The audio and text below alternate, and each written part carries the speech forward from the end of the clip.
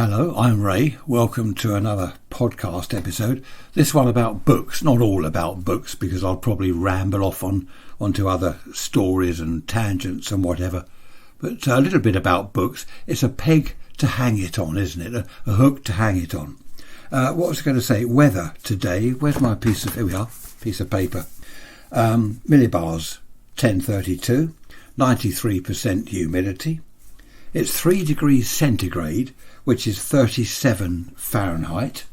Just looking out of the window, the flag is kind of doing nothing, so we'll call it no wind. It's Thursday, by the way, Thursday morning, 7:30. Okay, so I think we had a little bit of rain in the night. I must venture out and have a look in a minute. So without further ado, let's talk about books. Who remembers the Janet and John books? Do you remember those from the 50s and 60s? I used to love the Janet and John books. They were great. Janet would say, "Look, John, look, a rabbit." And he'd say, "Where, Jan, where?" In it. No, he wouldn't say that. But it was, what were they called? Say what you see or something like that. So she would say, "Look, John, look, a rabbit." There's a picture of a rabbit on the page. And you then associate the rabbit with the word. You could see the printed word. And they were good. I liked the Janet and John books. I think in the 50s and 60s, they were in just about every school in Britain. They were really popular and they were a good way to learn to read. I remember the teacher, she said to me, "Spell open, as in open the door." So I said O-P-U-N, open. She said, no, it's open, O-P-E-N. Oh, okay, so I wrote that down in my book, in my jotter. And then she said, the whole class laughed. How old was I? I don't know, primary school. She said, "Spell what?" And I'm thinking, what's what? What does that mean? And all the kids are looking at each other. I'm looking around thinking, does anyone know what she's talking about? And I said, "I don't know what you mean." And she said, "What? Spell what?" And one of the kids said, "Do you mean what?" And she said, "Yes, what?" So I said, "Well, W-A-T." And she said, "No." She said, "It's W-H-A-T. What?" And someone piped up and said, "Well, no one says what. What are you doing?" And she said, "No, I was pronouncing the H. Normally it's silent to help with the spelling so you'd understand." I thought, well, that's not helping me understand. That's just confusing me, going around saying words that I've no idea what they are because she's pronouncing them incorrectly. Another book I liked was Lickin. That's why he was Chicken Lickin, I've no idea, dread to think. But a nut dropped on his head, an acorn or something, and he thought the sky had fallen on his head. It was a Ladybird book, wasn't it? Well, yeah, that was right, Ladybird. They did massive series of books. So off he went to tell the king, and on the way he met all these furry animals, and he was telling all the animals how the sky had fallen on his head. I don't know the end of the story, I've no idea what the outcome was, but that was an interesting one. But the only fiction I've read was Wuthering Heights. I enjoyed that. I remember a part in the book where it described these dogs. Were they on a sofa or under a shelf or something? I can't remember now. It was decades ago, and I really enjoyed the description of the dogs and how they were looking. I can't remember it now. I must add that to my list of things to look up. But all the books I've read, I've got loads of books. I must have a couple of hundred on radio, transmitter, aerials, everything like that. All that stuff, electronics, engineering, electrical engineering. I love all that stuff. But fiction, I don't know why, I can't do it. I just haven't got the concentration. The same with jigsaw puzzles.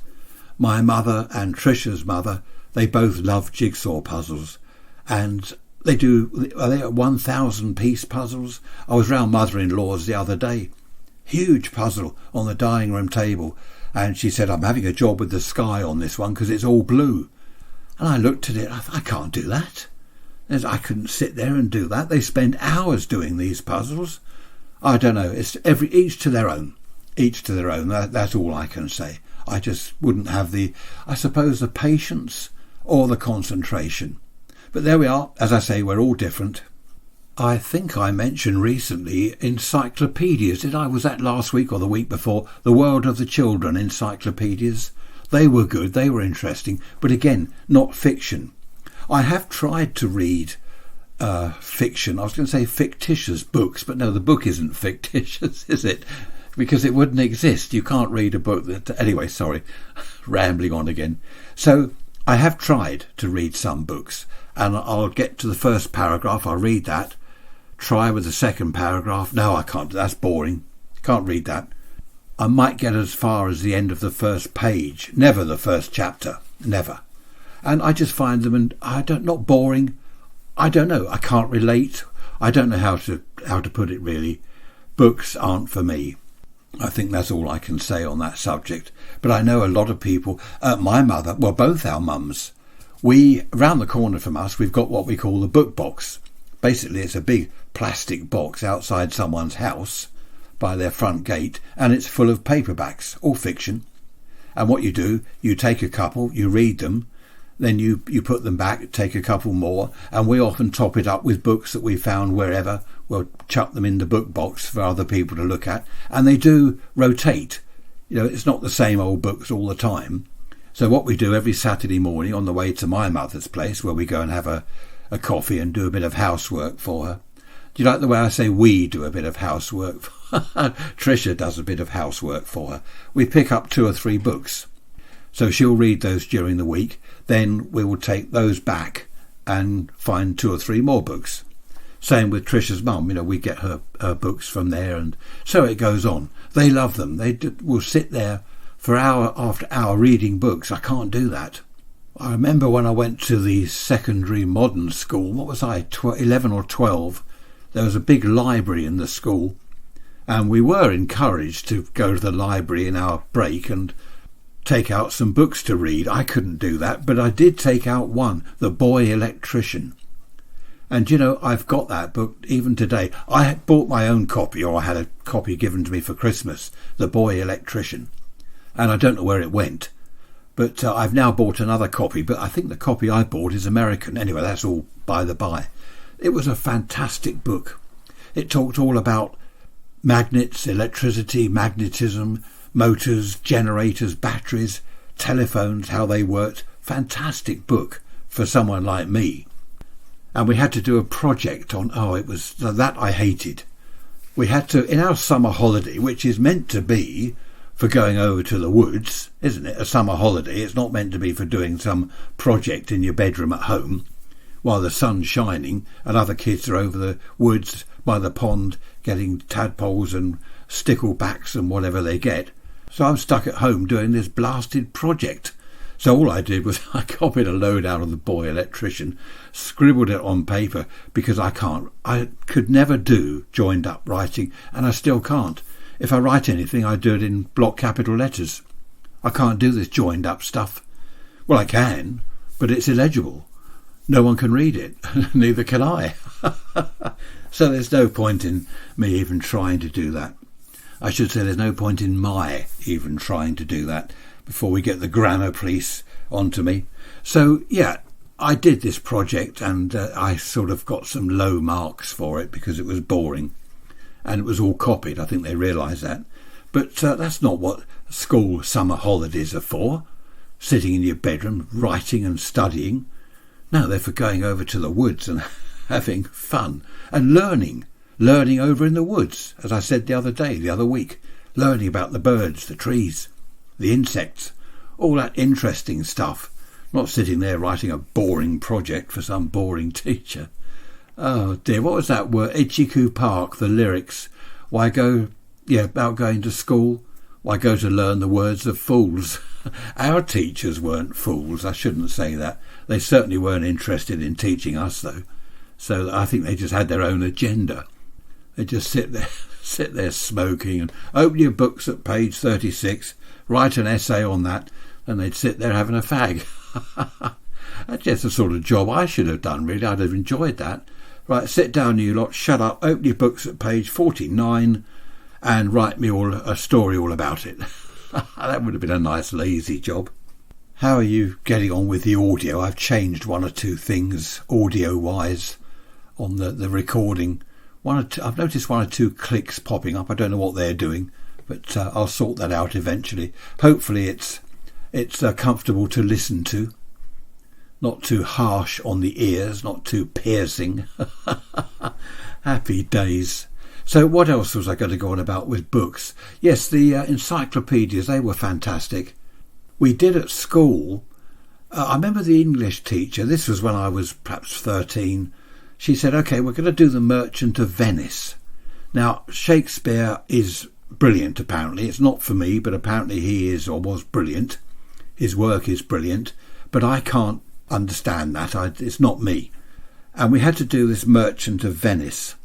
And none of us were interested. Bear in mind, our school was a secondary modern school for boys. We other kids, the intelligent ones, went on to grammar school back in those days. We were the thickos. I was in class 4C. There was A, B, C. I think there was a D stream as well. So I was in C stream in the thickos school. So I was ultra thicko. And I was not interested in Shakespeare, The Merchant of Venice. I wanted to learn how televisions worked, how radio transmitters worked. I didn't want to read some thing written hundreds of years ago. Anyway, we sort of started doing this Merchant of Venice. And the teacher, bless her cotton socks, do you know what she said to us one day? You lot aren't the type for Shakespeare. And we're all saying, well, we told you that. But she said that to us. Imagine a teacher saying that to a class of boys today. Oh, you lot aren't the type to learn this. And that was the end of The Merchant of Venice. We also had French lessons, this French master that we had. And we're all learning words. What was it? Le mur, is that the wall? Le table, for the table. La fenêtre, is that the window? And we're all learning these words and looking at each other. We don't want to do this. I wanted to get over the woods and catch some tadpoles or play around on my shortwave radio. Other boys wanted to do whatever, and they gave up teaching us French. Looking back now, obviously, I'm really disappointed. I wish I had learnt another language, but I didn't, so that's that. Can't be bothered now, too old. But they just gave up. We went to the French lesson one afternoon. I remember it was in the afternoons, and the teacher wasn't there. And then the deputy head came in and he said, well, you're not doing French anymore. Of course, all us lot, yeah, great, all cheering. It wasn't actually something to cheer about. I wish we had, but I forget what we did instead. I can't remember. Probably something dreadful. Do you read books? Be interested to know how many of you read books. I know a lot of people do. How do you get on with this Kindle stuff? I think I mentioned the other day to you about someone was saying, why don't I do an audio book? Well, I'm not sure how you do that. It's not just like a recording a podcast. I think you have to send it off. Someone edits it and engineers the audio and all this stuff, and then you have to pay them. Oh, I can't do all that. So do you like these Kindle books, audio type books? I did listen to something recently. What was that? I forget what it was about. Oh, it was about something to do with amateur radio, ham radio. And it was a lengthy article. And I was getting not bored reading it, but I wanted to get on with something else while I was reading it, which of course you can't do. So I had the computer read it to me, which was good. I'm getting on with what I'm getting on with, and this computer type woman was reading the article to me, and I got on quite well with that. So I think I might be able to get on listening to audio books. I'm not too sure. It would have to be very interesting, or a technical thing about ham radio. I'd hate to see the back of the end of ordinary books, proper paper books with pages. I'd hate to see that come to an end and everything become electronic. That would be awful. If I do want to read an article, a lengthy article, if I want to read it myself, what I will do is print it. Just find the article online, press print, grab the sheets of A4 and read it. I like that. I like to read proper paper type books and text. I can't have everything. It's like photographs, isn't it? I've got hundreds. Trish the other day, she counted 17,000 photographs, which includes videos, on her storage thing. And I said to her, do you look at them all? How can you look at 17,000? No, she's going through them. Oh, I don't look at these. And I had the same sort of amount, well, not quite, And I'm deleting stuff. I've got a picture of a tree, a picture of a field. Well, what's that? I don't even know where the field is. So I deleted thousands of photos. Not of family, obviously, newborn babies and kids growing up, stuff like that you keep. So I don't like everything online. I used to like the photograph albums, and I like reading things from a piece of paper. But there we are. I'm just old-fashioned, I suppose. Talking of reading things, thanks for your emails. I do reply to them all, as I've said. The lengthy emails, some of them I get are rather long. I do put those in a queue because they take a while to read through, obviously, and to reply to. The shorter 1 or 2 line emails, just, I think you talk a load of rubbish. I can answer that fairly quickly, of course. But, so I am now taking 2 or 3 days to get round to replying to the more comprehensive emails, we'll put it that way, rather than lengthy. But keep them coming. Ray's Rants at protonmail.com. Keep them coming, because I enjoy reading them, and I do appreciate you taking the time to write them, of course. Just going back to books again, a lot of my radio books are old. They're written in the 30s, even in the 1920s, and I think it's brilliant looking back at the technology then. They're writing in the book in the 30s, this is the latest in radio reception, radio receivers, the latest technology. And looking back at it, I'm thinking this is fantastic, comparing what was cutting edge technology then to now. The difference is, well, it's just incredible, obviously.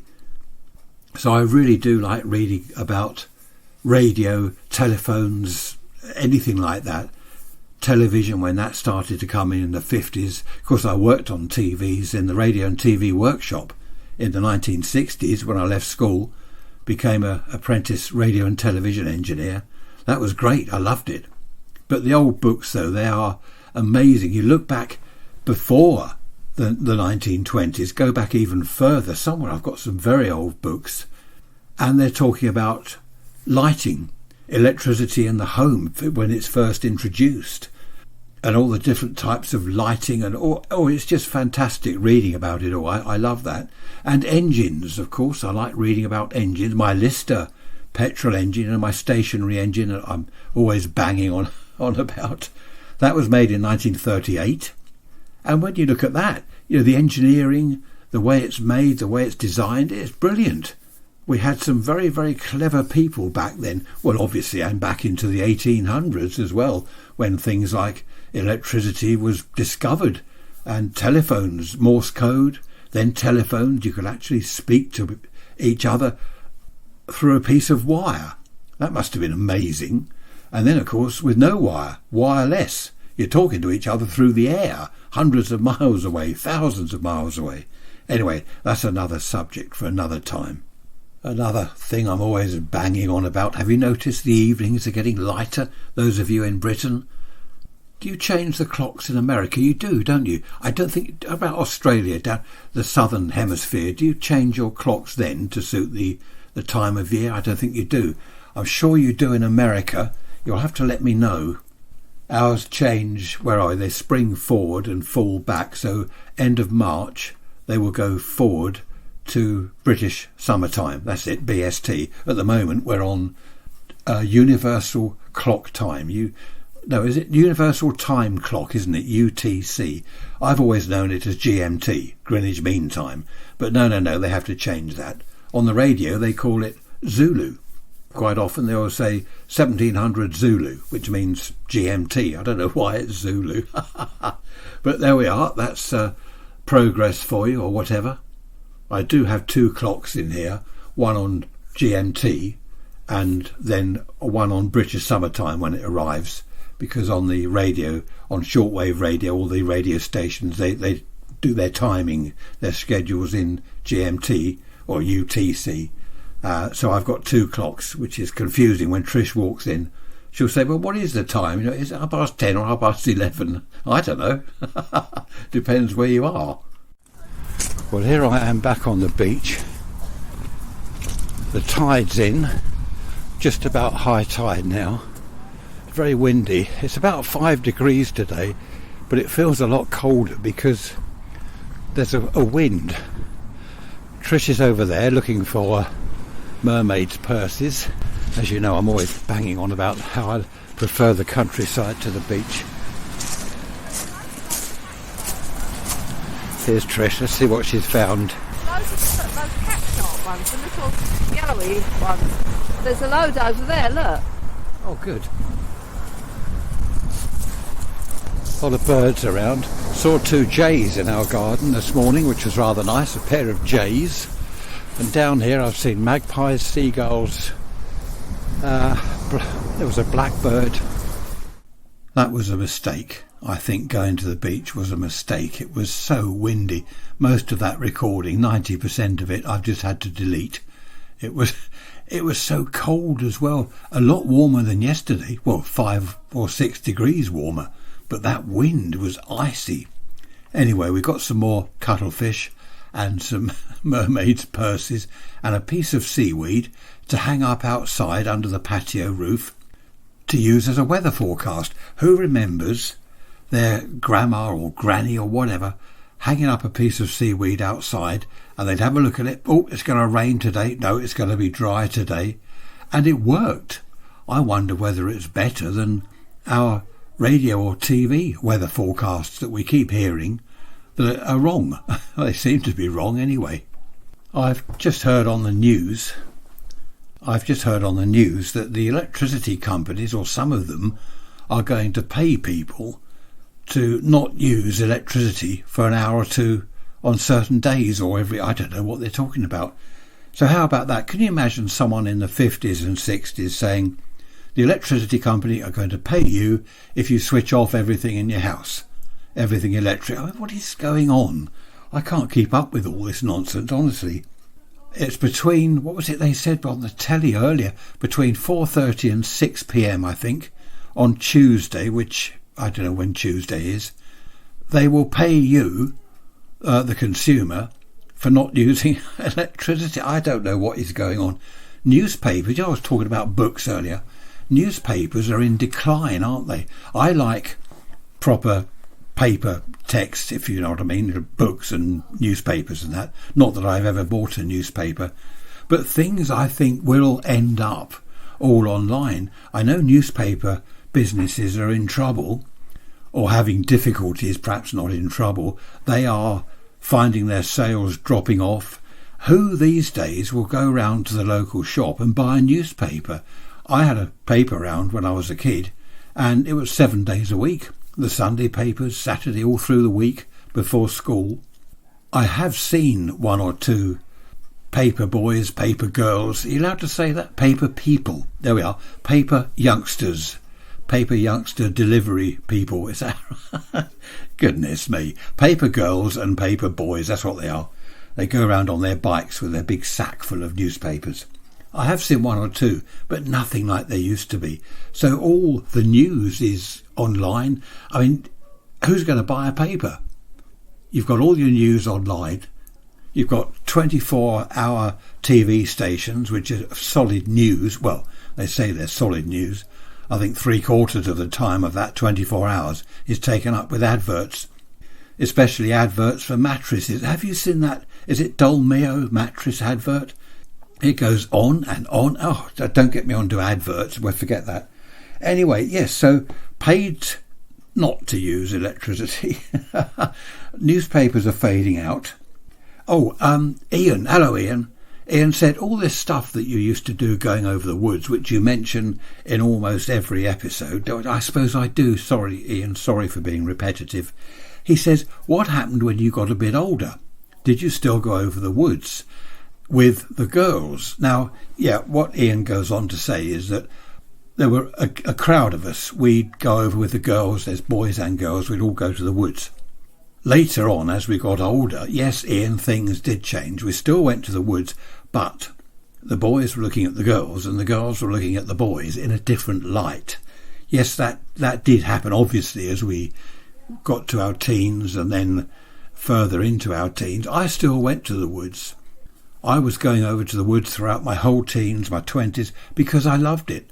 I liked just sitting there in the summer in particular on the grass in the field, in the sun, or in the woods, sit down, my back to a pine tree and just relax, listening to the birds, the wildlife. Absolutely fantastic. This is the thing about the beach. People have said, why don't you like the beach? It's only a mile down the road from where you live. Why don't you like it? In the summer, it's full of people because they're all down there swimming and shouting. In the winter, it's freezing cold and too windy even to make a proper recording. So I just don't like it. In the woods, in the summer, it's lovely. Find somewhere in the woods where there are no people. You can sit there and just enjoy the warmth and the wildlife, the trees, the plants, everything. In the winter, if it's been snowing, it looks like a Christmas card, doesn't it? In the woods, the snow everywhere, it's fantastic. And the wildlife, of course, is still there. Well, those that aren't hibernating anyway. And even if there's no snow in the winter, it's frosty, it's cold, but there's wildlife around. The trees are there. They're sort of brown and barren, aren't they? But it's lovely. I just don't like the beach. That's okay. As I said earlier, each to their own. It's nothing wrong with the beach if you like that. Okay, so what else have I got on? I've got a list here, look. It says here, Instagram smile. Oh, I saw that on the telly the other day. Some dentist was going on about people having an Instagram smile. I suppose they mean a set of perfectly lined white teeth, absolutely perfect teeth, all brilliant white. So he was saying that you can get this online stuff that you do to your teeth, online braces and things, the braces they put on youngsters to straighten their teeth. And he was saying that a lot of it you can do damage. I know dentists are expensive. Well, I know that. I know that from first-hand experience, from only yesterday. No, not yesterday, or whenever it was. But it's best, he was saying, it's best not to do online stuff, especially if you start trying to move your teeth with braces and contraptions and things like that. There we are. A lot of people just can't afford to go to the dentist, which is a shame. Okay, what's next? I think it's time for a cup of tea, don't you? I was watching Chris Packham yesterday, and he was doing this programme about the 1962-63 winter, that dreadful winter of 62-63, where for several weeks there were 10-foot snow drifts, everything was frozen solid, the Thames froze, the sea froze in certain places. It was an absolute disaster. And he was saying, imagine a village, this is what happened, imagine a village or a farmhouse or a house in the country on its own.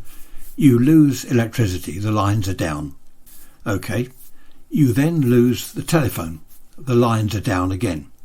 Or there's power cuts everywhere, there's just no electricity, no phone.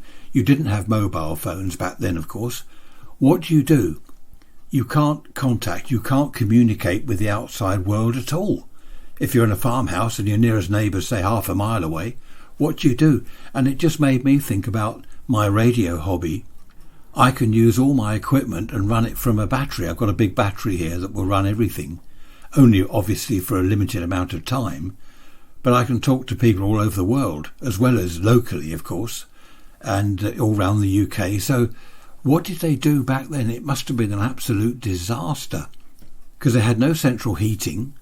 They had coal fires. You run out of coal, you run out of wood. That's it. Or you can't get outside to the wood store, because the snow in some of the film that they were showing from the 62-63 winter, the snow was up to the gutter of the house, up to the roof, the beginning of the roof. So you couldn't open your door and go out and collect the wood from the shed or wherever. It must have been an absolute nightmare. I do remember it. I was 11, coming up 12. My birthday would have been, I was 12 in 53. So, yes, 62, 63. I do remember it, the snow everywhere. It wasn't too bad where we were, down here in Worthing. But the West Country, absolute nightmare for them. Several people, I think well over 100 people died as a direct result. People ran out of water because the water in the pipes were just frozen. I suppose you can melt the snow and drink that, can you? I don't know. What happens if you've got no water? Well, I suppose you'd have to drink the snow, wouldn't you? Well, not drink the snow, melt it and drink the water that was the snow. You know what I mean. But imagine if that happened now. We lose electricity, we lose our landline phone because the lines are down, we lose our mobile phone because your local cell thing, your phone mast, hasn't got any electricity to operate the equipment, so mobile phones don't work, central heating doesn't work, no electricity for the pump. What do people do? Luckily we've got an open fire and plenty of coal and plenty of wood. And we've got enough food, but to last for how long? This is the thing, isn't it? Here's the thing. How long? So it must have been dreadful. And he was saying that actually it was Cliff Mitchellmore they were having. Do you remember Cliff Mitchellmore in the old days? Stone the Crows, that was a long time ago. He was saying had it gone on for another week or longer, it would have been a real crisis. I mean, it was a crisis anyway, but it would have been more of a crisis. Two crises anyway, it would have been a disaster. Everything was frozen solid. Even the coal in coal trucks, where railway engines could get through, they had to melt the coal. I mean, the coal's wet. That's just one huge lump of solid coal and ice in the trucks. On one of the film clips, they had a steam engine that had just got stuck in the snow, and it just froze. Obviously, the fire went out, the water froze, that was that, it was stuck. They sent another engine out to help it. That one got stuck and froze, and a third one. And on the film, there were 3 steam engines, huge, great steam engines, all of them not going anywhere, no fire, no hot water, no steam, everything's frozen solid. 3 of them stuck there. I can laugh now, obviously, but imagine that. No post, no water, no electricity, no telephone. Awful, absolutely awful. There we are. And as Chris Packham said at the end, could it happen again? Yes. The weather, they had a weather chap on back in 63 that was explaining how it had happened. I didn't understand all of it, but basically something goes on west of the UK, something goes on to the east, something else to the north, and before you know it, there we are, frozen solid in the middle of all this stuff that was going on. Really strange. And of course it could happen again. We've obviously got better, well, have we got better tools and equipment these days? I don't know. The other day, was it Manchester Airport was closed? Bit of snow on the runway, that's it, close the whole airport. No one's flying in or out. So I don't know, are we better equipped these days? Probably not. And of course, a farmhouse, it might have its own generator, but then only enough petrol to last a certain amount of time, or diesel. Radio is the only form of reception you've got to hear what's going on in the rest of the country. And of course, back in 62, 63, there weren't that many transistor radios around, battery-operated transistor radios. A lot of them were the old valve things you plug into the mains electricity, which you hadn't got, so you couldn't even listen to the radio or watch the telly. If you were lucky, you had a transistor radio and possibly a spare battery. I suppose just switch it on when the news, it was news at certain times back then on the BBC Home Service, wasn't it? So just switch it on to catch the news, to see what's happening. One thing that was a pleasant surprise down the beach, there was no plastic anywhere. I expected to see bottles and carrier bags, all sorts of plastic all over the place.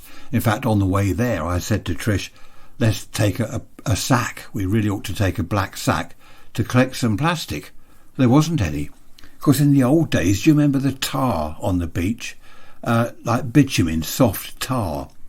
The oil tankers in the channel here, the English Channel, they used to wash out their oil tanks with seawater.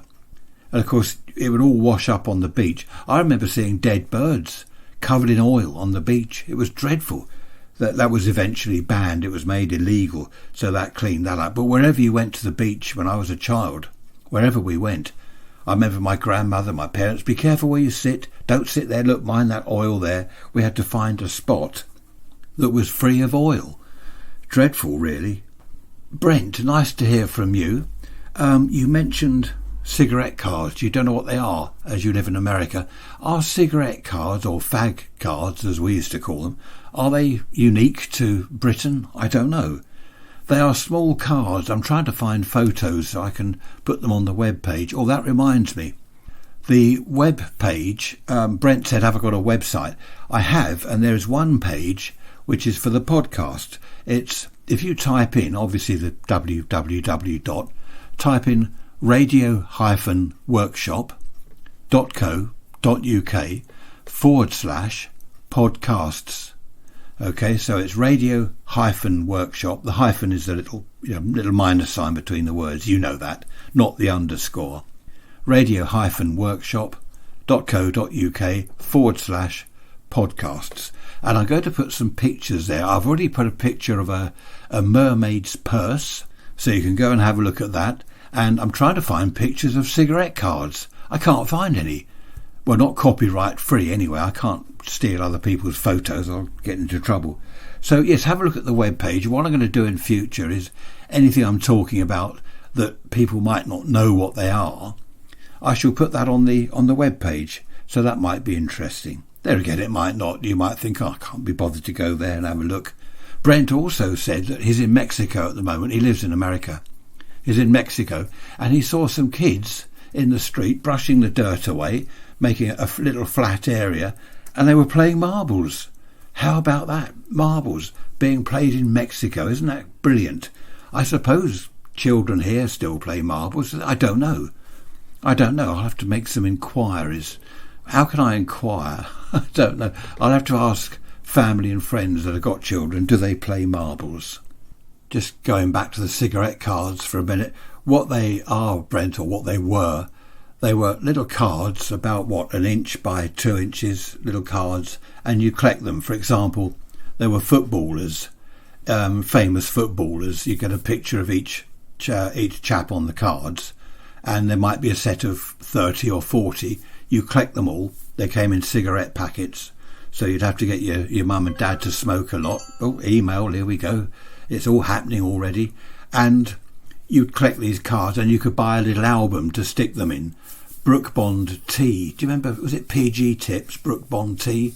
They started putting cards, they were still called cigarette cards or fag cards, in their tea boxes. You buy a box of tea bags and in there you get 2 or 3 cigarette cards. And you could get a little album to keep them in. There were wild birds, for example, garden birds. There were fish, wildlife, animals. There were all sorts of things you could collect. Tennis players. In fact, tennis players. My grandmother, I remember when I was a child, looking through her albums of cigarette cards from the 1930s. And there were pictures of tennis players. I remember the Darling of the centre court, Darling of the centre court, thinking, what was that? What do you mean, Darling of the centre court?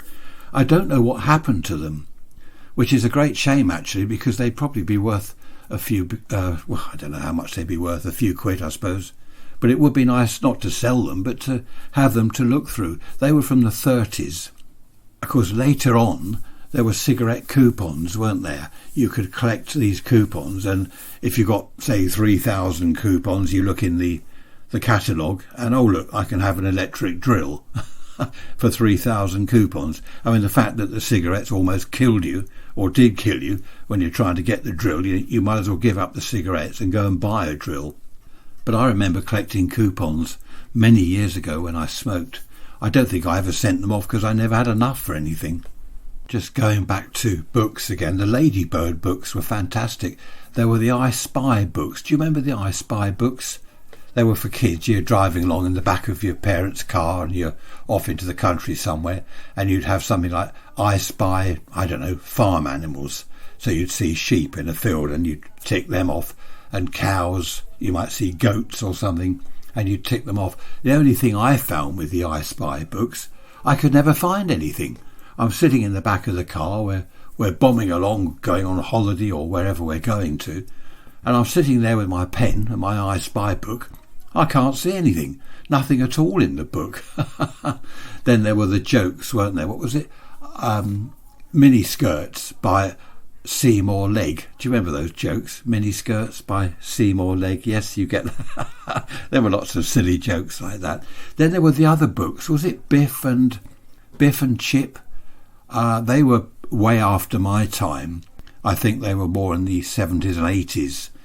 Then there was the phase at school where they were teaching children to read phonetically. They would have phonetic. You remember I said earlier, I said to the teacher, well, how do you spell what? Well, W-A-T or perhaps W-O-T, what? And they were doing that with kids. And a lot of the kids I remember our children and neighbours' children having difficulty with that because they were spelling things incorrectly. I remember one of our children was getting ticks for things. Yeah, that's correct. You've done that well. And it was all spelt incorrectly. You look at it and you think, well, what are they doing? I don't know. It was some idea. I don't know whether they still do that. But all this phonetic stuff, to me, it seems silly. But I don't know. Perhaps it does work for some. Talking of cigarette cards as I was, have you any photos? I must get a photo or two of cigarette cards to put on the web page. I've been looking again. I can't find anything copyright free. I used to have loads of cigarette cards when I was young. Where does stuff go? I had a lot of records. I had 45s, the singles. I had albums, LPs. I don't know where they've all gone over the years. I suppose things disappear, don't they? Probably lent them to people and never got them back. But if you've got any photos of cigarette cards, for those of you that remember them, it might be very useful, well, it will be very useful to put them on the page so everyone can have a look.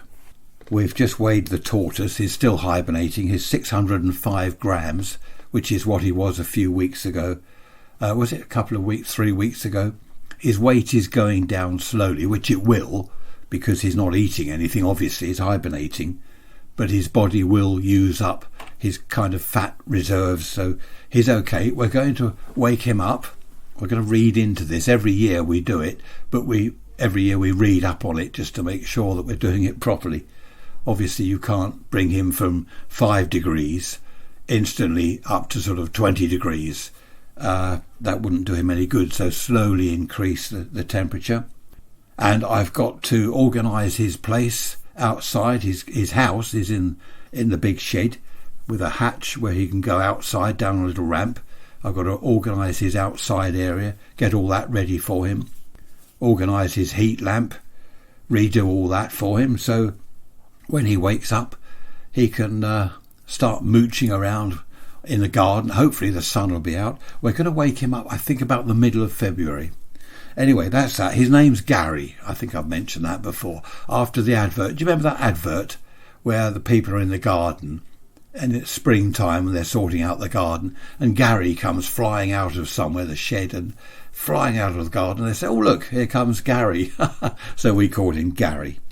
One book in particular I liked when I was young were the annuals. Do you remember the comics like Dandy, Beano, what was the girls' one, Bunty, things like that? They did a yearly annual, a Christmas annual. And I used to love getting the Beano and the Dandy annuals. And that, I think that helped us as kids. That helped us to read because you wouldn't just look at the pictures. And also they had, do you remember the Rupert books? They'd have the story in ordinary text as well as sort of rhyming. Rupert went down to the woods today where he was hoping to, I don't know, find someone to play or whatever. You know what I mean? They had the rhyming things. I used to have all the annuals. They've gone. Where have they gone over the years? Disappeared somewhere. But that was interesting. I think a lot of books have been banned. I can't think offhand. Someone mentioned to me the other day about children's books. Was it some Ladybird books have been banned because they're not politically correct, or I don't know, some nonsense? It's all going too far, isn't it, all this nonsense? What is going on? I know a lot of people are offended by things these days, offended by, I don't know, silly things. But what are these triggers now? In books, they warn people about triggers. Oh, it might distress you, it might upset you. Stoner crows. You know, some of the kids' books back in my day, there were all sorts of things in there that were not offensive. Well, they weren't at the time. But what about the nursery rhymes? Was it Ring a Ring a Roses, a Pocket Full of Posies? Was that about the plague? I think it was. A lot of these nursery rhymes that go back hundreds of years, they're about dying and things and dreadful diseases. And yeah, I think I must look that up. I shall add that to my list of things to look up. A Ring a Ring a Roses, a Pocket Full of Posies, a tissue, we all fall down, dead. So I wonder whether people were offended or triggered by that back then. I don't know. It's a funny old world. I'm just reading something online about it. The rhyme relates to symptoms of the plague, specifically the Black Death, the bubonic plague that spread through Europe in the 1340s, or the Great Plague of London, 1665-66. It says here that the ring was the ring of sores around the mouths of plague victims, who subsequently sneezed and fell down dead. Oh, change of subject completely. I watched Winter Watch last night, Chris Packham, Michaela Stratham, and this is interesting, they were talking, I think there are 130 animals, one of which is the badger. Now this is interesting, well I think so. The badger, the female badger with her eggs, they get fertilised, okay, so she's pregnant. Now what that fertilised egg does, it hangs around in the womb, it doesn't latch itself onto the wall of the uterus, right? So it hangs around there until the badger's body is fit enough to become properly pregnant. Now, for example, if it's the winter and there's not a lot of food around, the badger hasn't got much energy or much fat, then the egg, the embryo, will just hang around in the womb. It won't attach itself to the wall.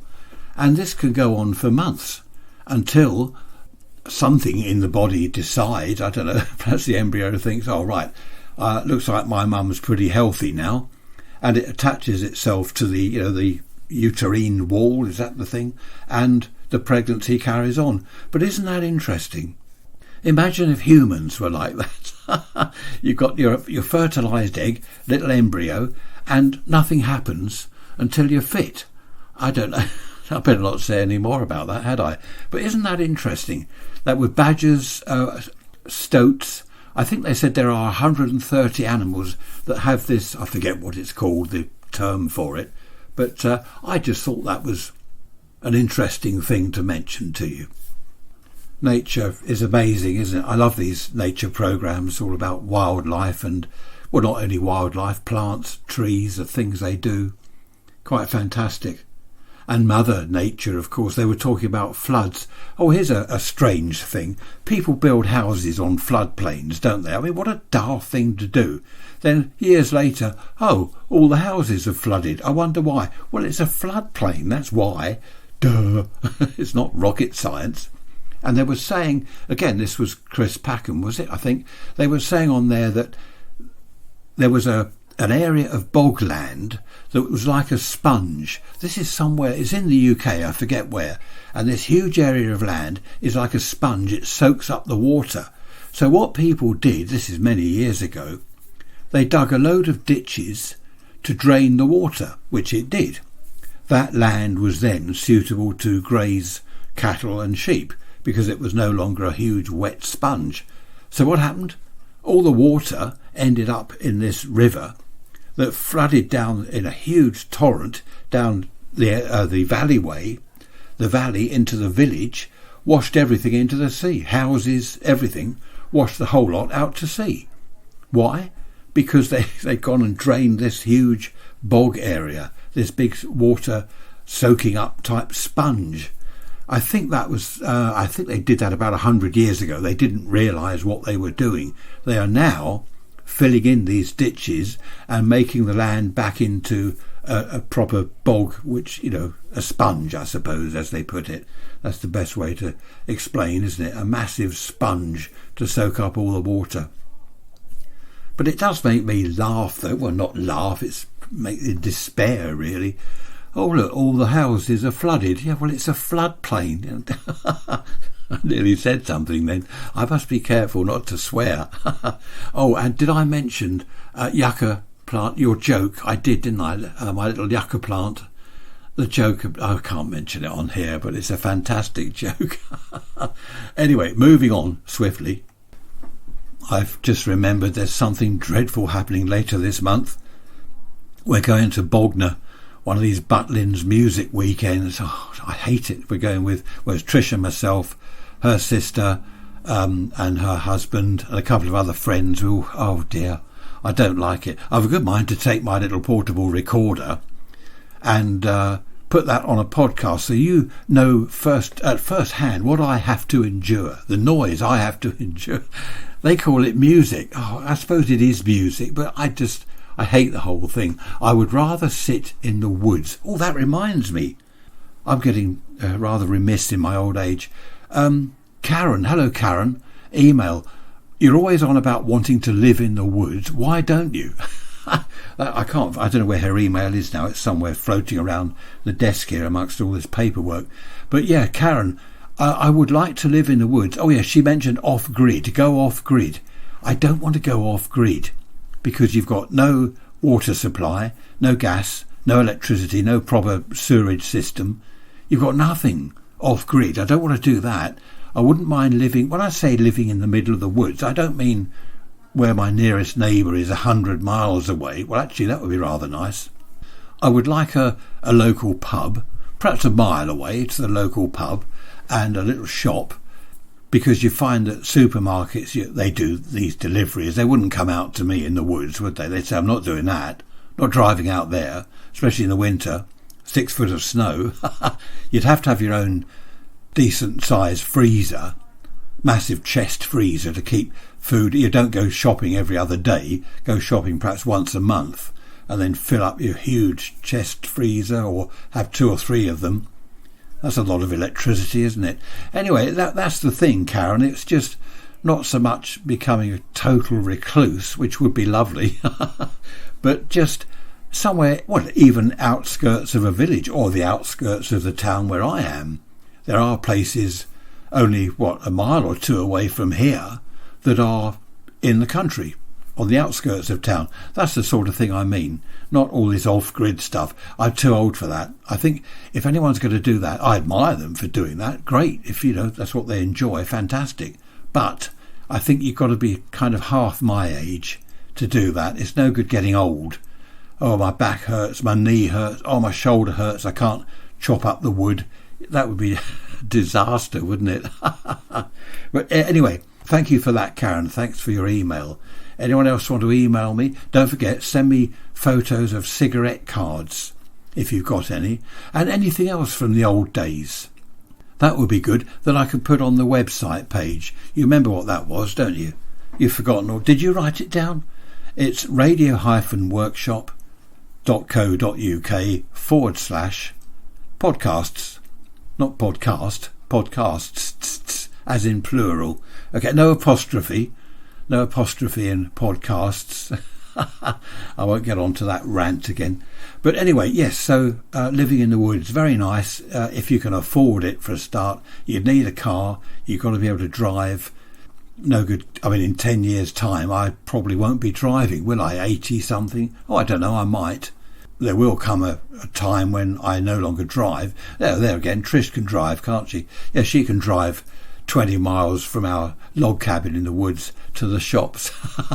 While I just sit in my rocking chair chewing tobacco on the veranda. Is it a veranda? Yeah, imagine that. No, don't picture that. Happy days. Just had a news alert here.